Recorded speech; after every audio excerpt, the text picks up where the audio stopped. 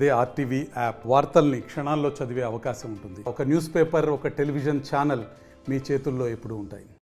నల్గొండలో ప్రభుత్వం బహిరంగ సభ మంత్రి కేసీఆర్ గారి ఆధ్వర్యంలో జరుగుతున్న పిలుపు మేరకు జల సాధన పోరాట యుద్ధంలో నల్గొండ పట్టణంలో జరుగుతున్న ఈ సభకు లక్షలాది మందిగా విచ్చేస్తున్న తెలంగాణ ప్రజలు, తెలంగాణ నాయకులు పెద్ద ఎత్తున జరుగుతున్న ఈ పోరాటం మన జల సాధన ఉద్యమంలో భాగంగా మరి కేసీఆర్ గారు ఒక నెల తర్వాత ఈరోజే బయటకు వస్తున్న క్షణంలో మరి భారీ స్థాయి బహిరంగ సభ ఏర్పాటు చేయడం జరిగింది.